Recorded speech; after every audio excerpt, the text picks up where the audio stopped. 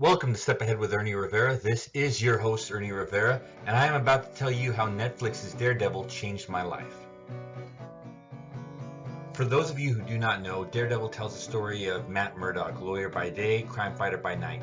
And this man is, he's not quite like Batman, he's not quite like Superman. He was a young boy, let's say 12 years old, when he was saving a person from a runaway truck. This truck then crashed chemicals all over Matt, blinding him, taking away his sight forever. But what it did leave him was a superhuman sense of touch, smell, hearing, taste, everything. The other remaining senses were all heightened as a result of his eyesight loss and due to the toxic chemicals. Matt was raised by his father, a single father who was a boxer in the ring. He refused to take a mafia dive, and therefore he won the fight in order to show his son that you need to live your life with honor despite the consequences. Unfortunately for this Jack Murdock, he was taken out by the mafia, leaving Matt alone to be raised by people here and there. He grew up and he became Matt Murdock, lawyer by, I want to say, Columbia Law. And he spent the rest of his life, besides studying law, studying martial arts, honing his skills so that he could defend the people who needed defending in his city, in his part of Hell's Kitchen in New York City. The circumstances surrounding the end of season 2 leave Matt destroyed in a way. His superhuman senses are gone. He could barely make his way in the world, and that's where we come up in the episode 1, season 3. Matt finds himself back at the church that helped raise him, and he is taken in by the nuns and the priests of the church, and they bring him back to health to the best of their abilities. They come to understand who he is exactly, that he is the Daredevil of Hell's Kitchen, and they try to help him harness his powers once again to heal, to get everything the way it was, so that he can get back out there and fight the war against criminals that he has going on at this time. And here's where I come in. The year was 2020. It was early on in the year. I had taken some antibiotics, and in the process of doing so, I had some sort of violent reaction to them. This violent reaction made me exceptionally sick. My tongue had become swollen and dry. I had red eyes, sallow skin, and aching all over my body, tingling in my hands and feet. It was bad, and I thought I was going to die. As a matter of fact, just to touch on that for a moment, I did in fact see my life flash before my eyes. I saw quite a few things, and I hope to get into that in a future video. But let's take us up to 2021 now, February 2021. That's this year, last month. It was about the 8th. I had still, in a way, I was still healing from everything, the trauma that my body had been through. I had been to the doctors for this, but I was still, on occasion, depending on my state, I might have a spasm, and I had a spasm at this point, that forced me to snap my head back, and I hit the headboard of my bed, causing what the doctors would later tell me was a concussion. But it was rough going. Here we are a month later. Wow, a month to date, and I'm still feeling the aftermath of the event. So what happened to me exactly? Okay, so after I had hit my head, and this was a pretty bad hit, I of course noticed headaches at the beginning. Later on there was a little dizziness, nausea.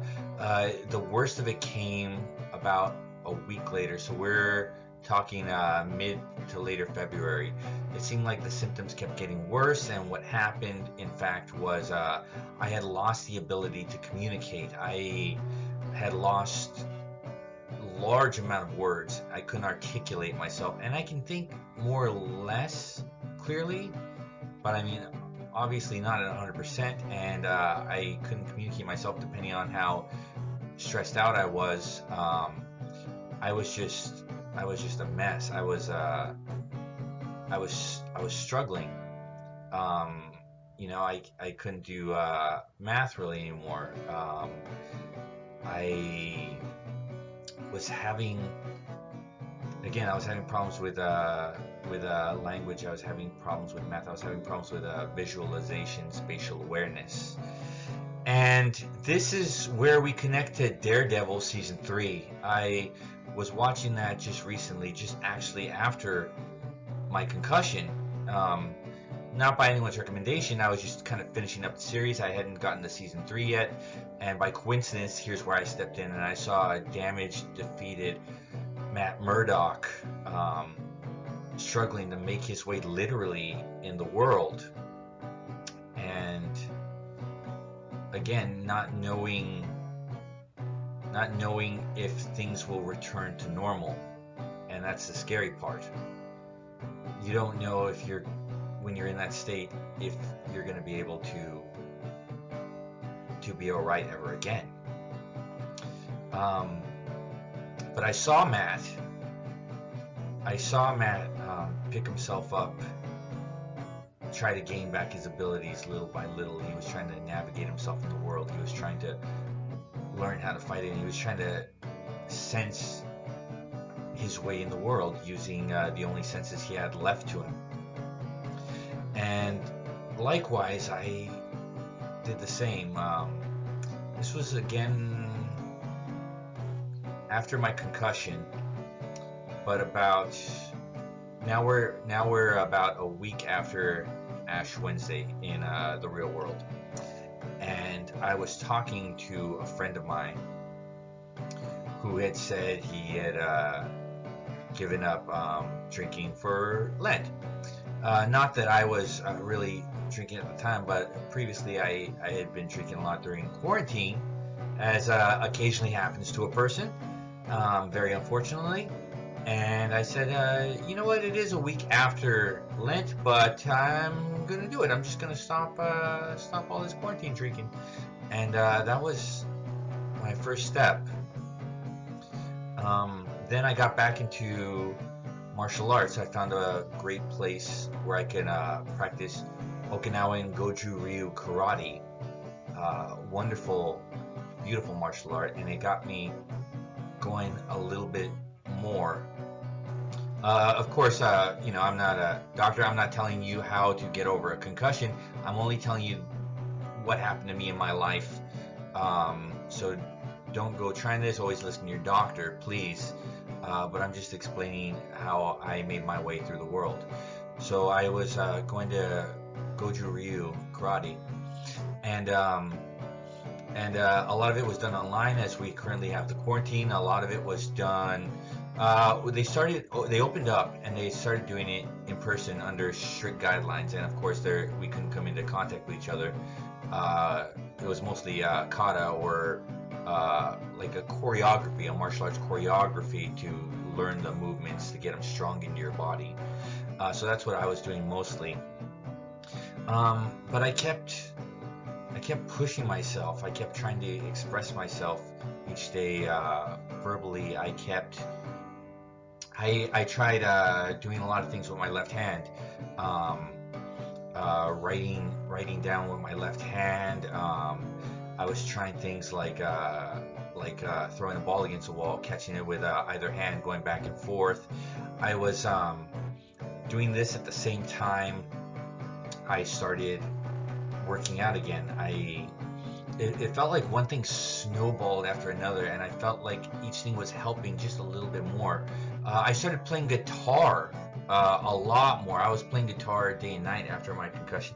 And thank God that was one of the things that didn't go for me, because one of the things that really helped me get through it. And I feel that it was really helping me heal too. It was helping form and strengthen connections in my brain that I really needed to get through this. So again, one thing led to another, led to another, led to another, and I kept feeling like I was getting better and better, which is why I kept going into it with all I had. I recently stopped smoking too. First, I cut out the drinks, and after I got into the working out and the playing guitar, I said, you know what, now's the time. So I just cut out the smoking. It wasn't the first time I tried, but I feel like when things are right, they'll happen, and it was right for me to quit at that time. So how do I say this? People try to quit and then they go back to it. They try to quit and they go back to it. But many people, if you keep trying to quit, you may be discouraged if you fail, but eventually you might just get it. So don't try to stop getting rid of the bad habits, and please try to replace them with good habits. That'll be really, really helpful to you. So I was on the mend, and I'm working every day just to try to reason again, just to try to communicate again. And I saw myself in Daredevil as he tried to make his way quite literally in the world and try to reclaim the powers that were once his. It was really uplifting at a time that I really needed it. And so I just wanted to express my thanks to the creators, to the actors, to all the participants, for getting me through a really hard time in my life. Thanks guys for sticking with me. I really just hope I just tried to express what was in my heart today to you. I know a lot of you are struggling with your own issues right now, and maybe this has helped you, maybe it hasn't. I hope it has a little bit. If you found any value in this video, I'm asking if you just please click the like button, subscribe button, and maybe the notification bell if you wouldn't mind. But I put a lot of effort and thought into this, so I thank you so much for your time. Very soon I'm going to be making a video about living by the rules of Miyamoto Musashi, who is one of Japan's famed swordsmen and philosophers. So I hope you enjoy that coming up video, that next video coming up, that is. And thank you, take care, it's been great, have fun, bye.